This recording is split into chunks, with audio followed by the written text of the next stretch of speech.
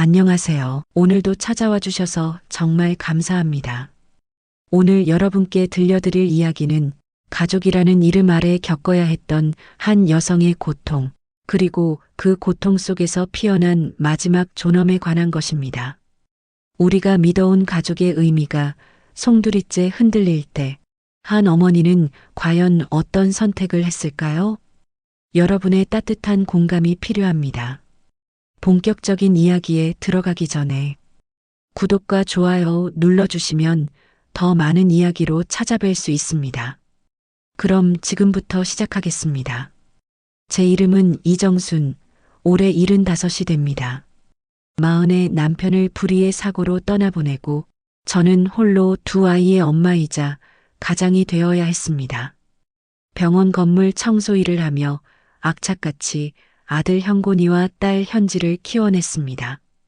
허리 한번 제대로 펴보지 못했지만 자식들 뒷바라지에 제 모든 젊음을 쏟아부었습니다.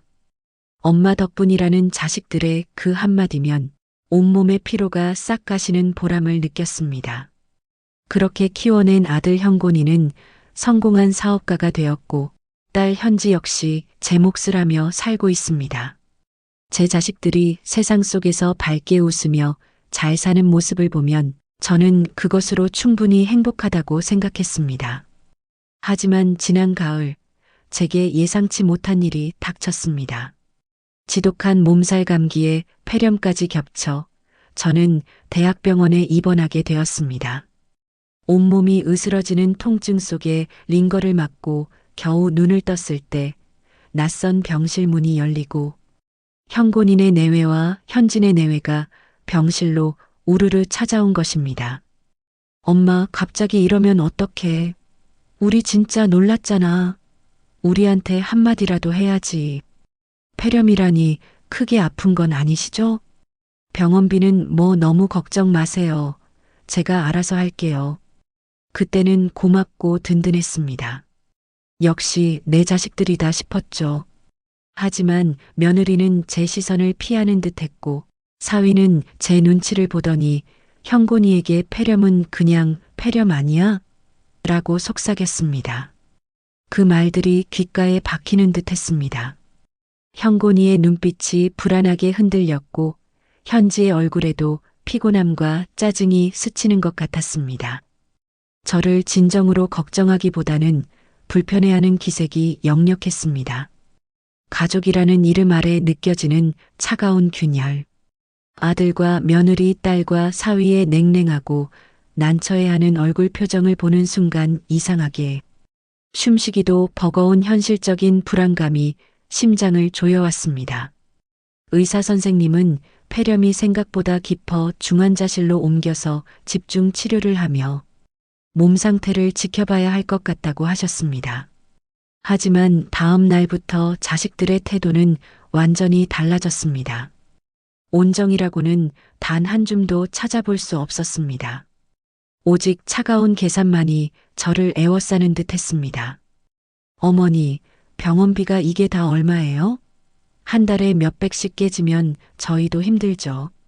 솔직히 그냥 폐렴인데 굳이 이렇게 큰 대학병원에 계실 필요는 없잖아요. 간병인도 너무 비싸고.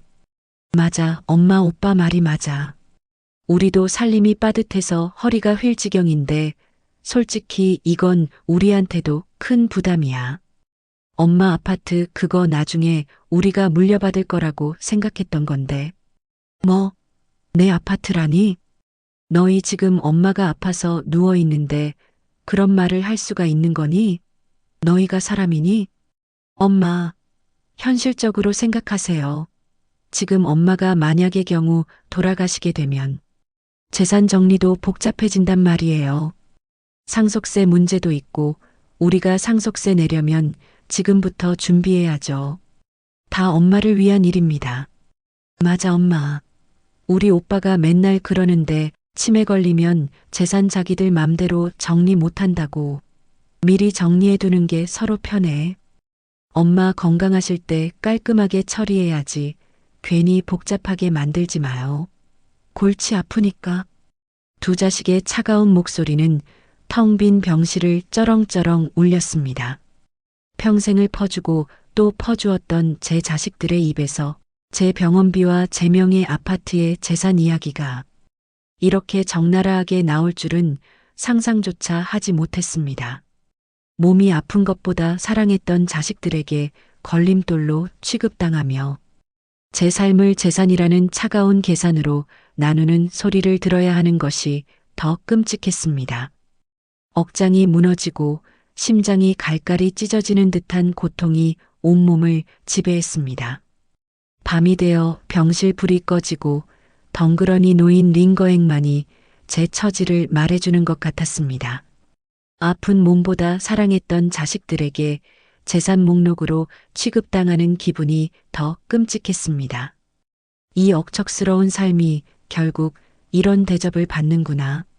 저는 베개에 얼굴을 묻고 주체할 수 없는 분노와 슬픔을 토해냈습니다. 제 삶의 모든 가치가 돈으로 환산되어 자식들의 탐욕 앞에 벌거벗겨진 기분이었습니다. 흐느낌 속에 저는 깊은 배신감과 자괴감에 시달려야 했습니다. 저의 마지막 존엄까지 짓밟히는 것 같아 숨조차 쉴 수 없었습니다. 그날 이후 병실 분위기는 더욱 싸늘해졌습니다. 현지는 병원에 아예 얼굴조차 비치지 않았고 현곤인의 내외도 현곤이마저 저에게서 점점 멀어지는 듯 했습니다.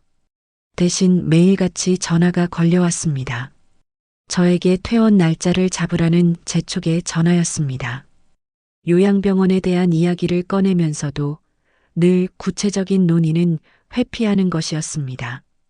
어디로 가서 무엇을 해야 할지 아무런 설명도 해주지 않았습니다.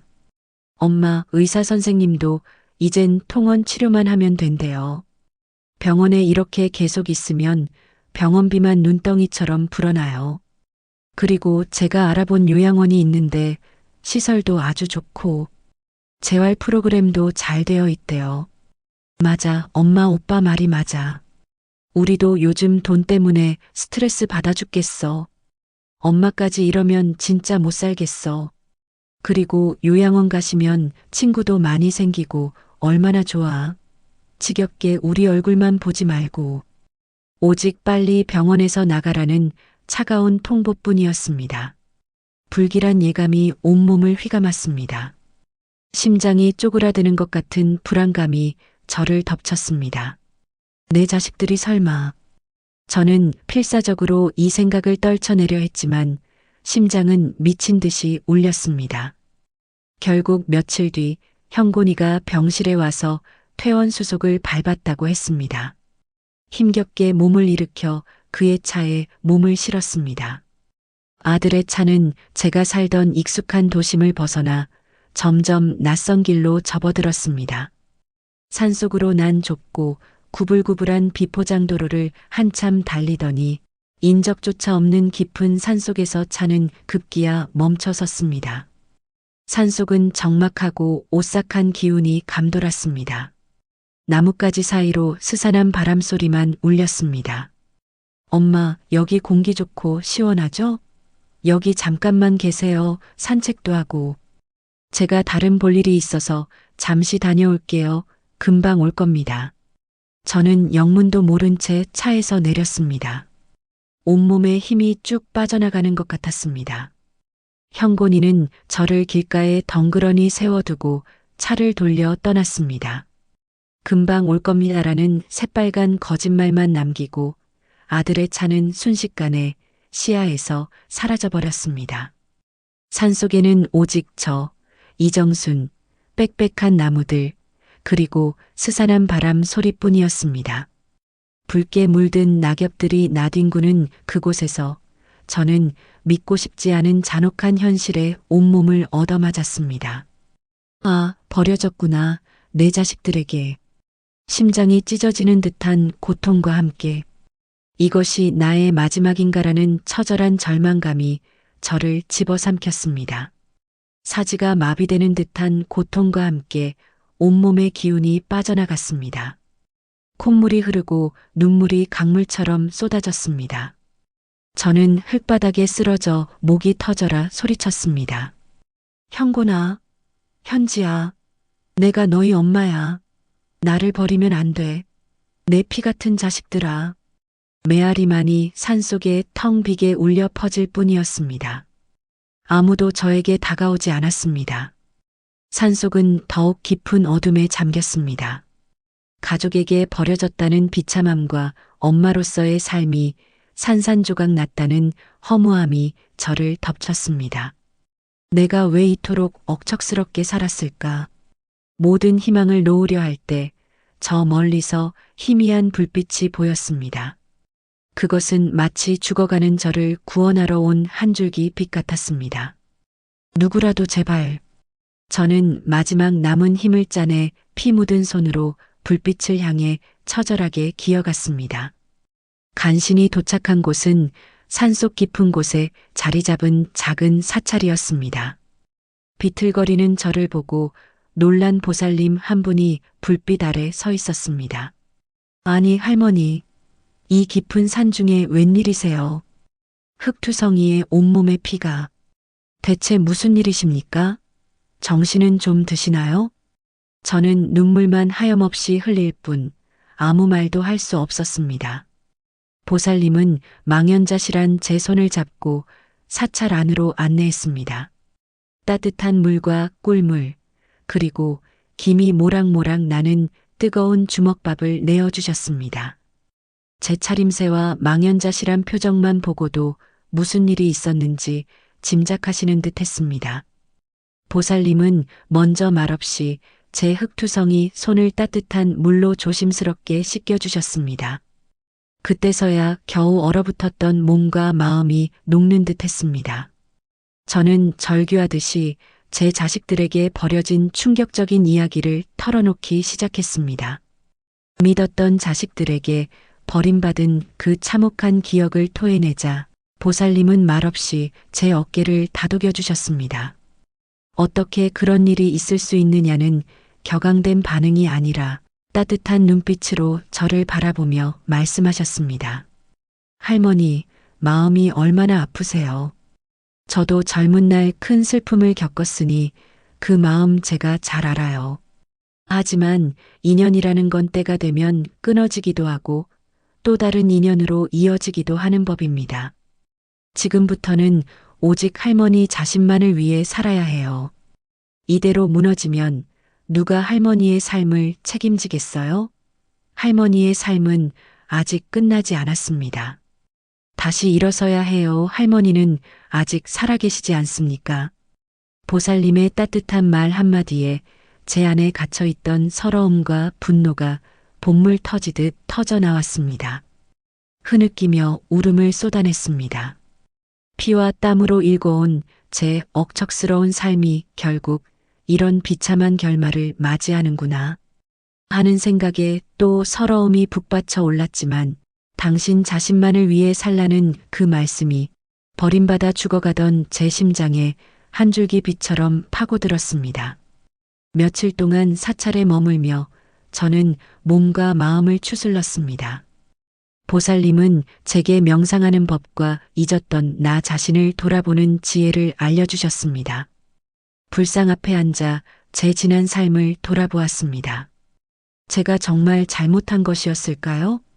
자식들에게 너무 헌신한 것이 죄였을까? 해답을 찾을 수 없었지만 제 마음만은 점차 평온해졌습니다. 이제는 저를 버린 자식들에게 분노하고 자책하는 대신 나 이정순이라는 존재를 위한 새로운 희망을 찾아야 한다는 것을 깨달았습니다.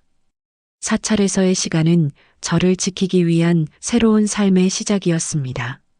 버려진 산속에서 찾은 뜻밖의 동반자와 한 줄기 빛이 제 인생의 방향을 다시 바꿔놓은 것이었습니다. 저는 몸과 마음이 완전히 회복되기 전까지 당분간 사찰에서 지내기로 했습니다. 사찰에서 지낸 지 한 달째 보살님의 보살핌으로 몸은 많이 회복되었지만 가족들이 저를 버렸다는 사실은 떨쳐버릴 수 없는 상처로 남아 있었습니다. 무엇을 하다가도 문득 어떻게 내 자식들이 나한테 그럴 수가 있지? 혹시 다른 이유라도 있었던 것일까? 현준이가 나를 산속에서 애타고 찾고 있는 건 아닐까? 라는 의심도 했다가 걱정도 했다가 이런 생각을 할 때면 심장이 먹먹하게 숨 쉴 수 없이 쪼여왔습니다. 그러던 어느 날 보살님과 함께 사찰 아래 장터에 장을 보러 같이 나갔다가 옛 이웃 박금숙 씨를 우연히 만났습니다. 박금숙 씨는 저를 보자마자 깜짝 놀라며 버럭 소리 질렀습니다.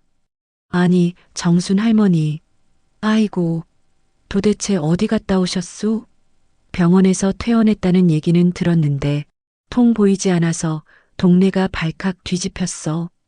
그런데 할머니 아들하고 딸이 하는 말이 할머니가 병원에서 갑자기 사라지셨다고. 노망이 나서 아무도 모르게 도망쳤다면서 실종 신고를 했다는 소문이 파다했어. 아주 그냥 난리가 아니었지. 괜찮아요? 보기는 멀쩡한데 나 누군지 알아볼 수 있겠슈? 아 참. 그러고 부동산 박 씨가 얼마 전에는 할머니네 아들이 찾아와서 할머니 아파트하고 논이며 밭이며 팔면 평당 얼마나 받는지 알아봤다고 했슈. 동네 사람들이 난리통이 아니었지 뭐유. 저는 그 말에 망치로 머리를 한 대 얻어맞은 듯한 충격을 받았습니다. 설마 내 자식들이 나를 버려? 라는 의심은 했지만 그래도 아니겠지. 무슨 사정이 있었을 거라는 희망을 품고 있었습니다. 근데 설마가 진짜였다니 온몸에 피가 역류하는 것 같은 끔찍한 기분이었습니다. 제 자식들이 제가 실종된 것처럼 꾸민다고요? 제가 노망나서 도망간 노인이라고요? 믿고 싶지 않았던 불길한 예감들이 한순간에 선명한 진실로 바뀌는 순간이었습니다. 모든 것이 자식들이 저를 완벽하게 유기하고 제 재산을 가로채기 위한 치밀하고 악랄한 계획이었음을 깨달았습니다. 제 명의로 된 아파트와 땅을 팔아치울 속셈이었던 것입니다. 그 생각에 가슴속에서 차가운 분노와 함께 피가 거꾸로 솟는 듯한 끔찍한 배신감이 치밀어 올랐습니다. 이 억척스러운 삶이 결국 이런 식으로 자식들의 손에 농락당하는구나. 그동안 그들이 보였던 행동들이 퍼즐처럼 맞춰지기 시작했습니다. 병원비 문제, 재산 이야기, 산속 유기, 그리고 저를 실종된 치매 노모로 둔갑시키려 했던 거짓말까지. 저는 그날 밤 한숨도 잘 수 없었습니다. 배신감과 모욕감에 온몸이 떨렸습니다. 아, 제가 이런 자식들을 키우려고 그토록 고생했단 말입니까? 나는 도대체 무엇을 위해 살아왔나? 울분에 겨워 온몸을 뒤척이다가 제 지난 삶을 뼛속 깊이 되돌아보기 시작했습니다. 남편을 잃고 홀로 자식들을 키우느라 제가 어떤 고통을 감내해 왔는지, 그들을 위해 무엇을 포기했는지, 그리고 그들이 제 희생을 어떻게 당연시해 왔는지, 과거의 비밀과 오해가 실타래처럼 풀리면서 저는 이제 제 가족의 민낯이 여실히 드러나는 것을 느꼈습니다. 나만 몰랐던 이기적인 진실 속에서 내가 살아온 것이었구나.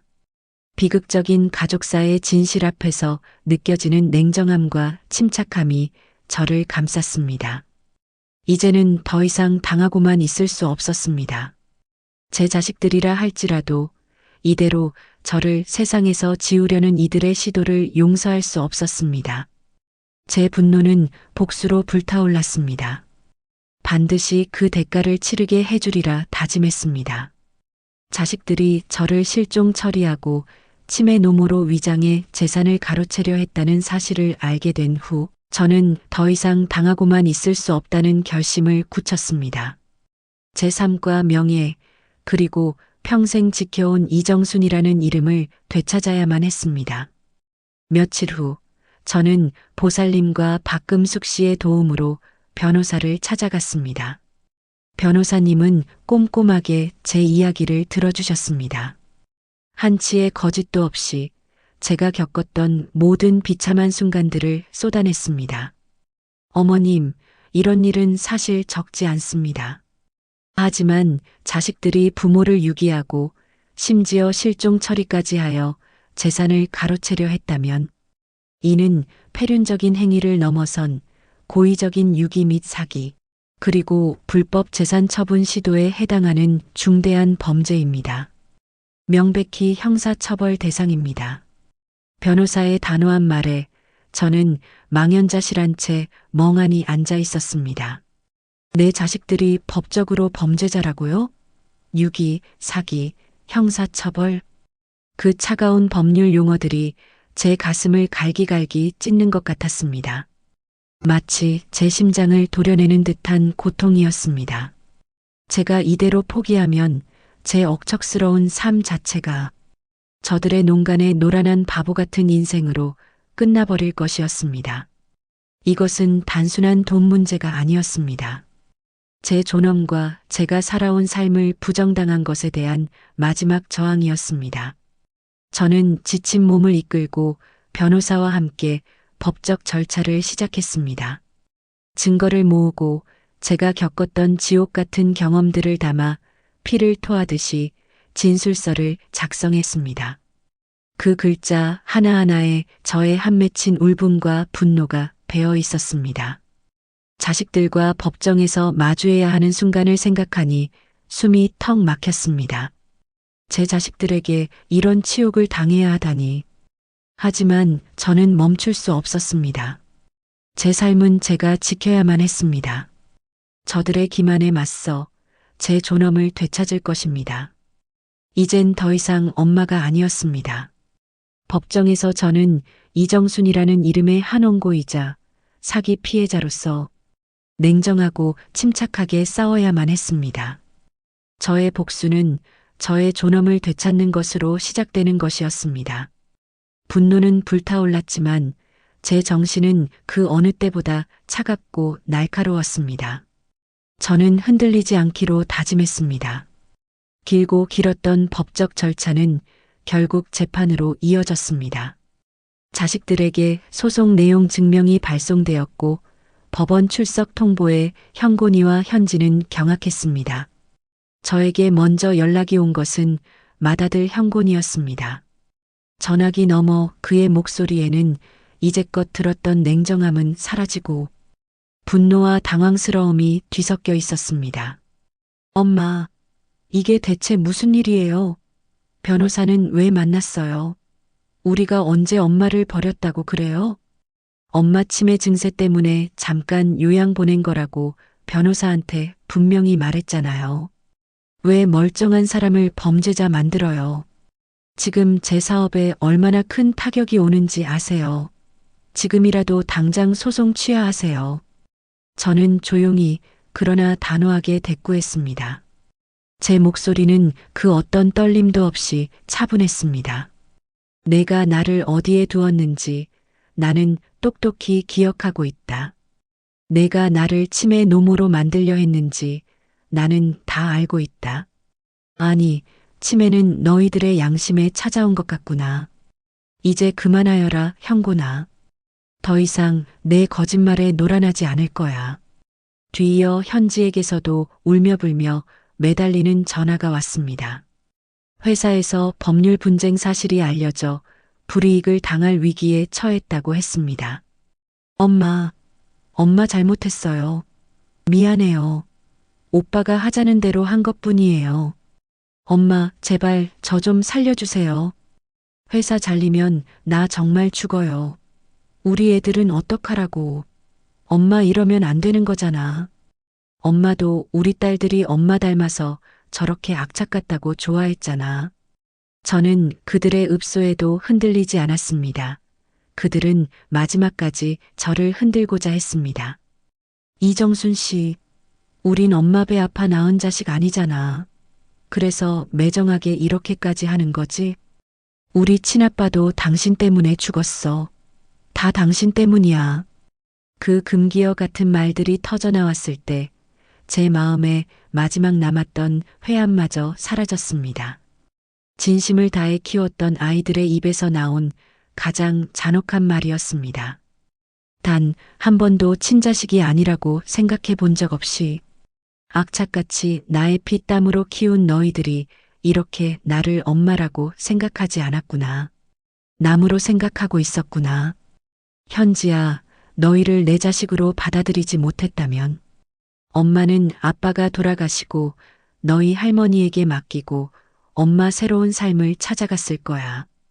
오랫동안 쌓였던 모든 오해와 갈등, 그리고 가슴 아픈 진실이 법이라는 이름 아래 만천하에 폭로되는 순간이었습니다.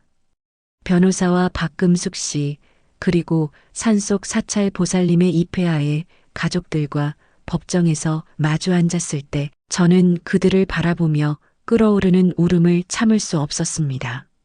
사랑하는 자식들을 이런 곳에서 마주해야 하다니. 그 감정은 슬픔보다는 쓰라린 회한에 가까웠습니다. 냉정하던 형곤이도 철없던 현지도 차가운 법정에서 자신들의 민낯과 마주하며 고개를 들지 못했습니다. 그들의 얼굴에는 이제야 뒤늦은 후회와 절망이 뒤섞여 있었습니다. 이제 되었습니다. 저의 마음을 다 알렸으니, 저의 억울함도 다 토해냈으니, 이정순의 삶은 끝까지 존엄을 잃지 않았습니다. 길고 길었던 법적 분쟁은 결국 저 이정순의 승리로 끝났습니다. 저는 저의 재산과 명예, 그리고 사람으로서의 존엄을 되찾았습니다.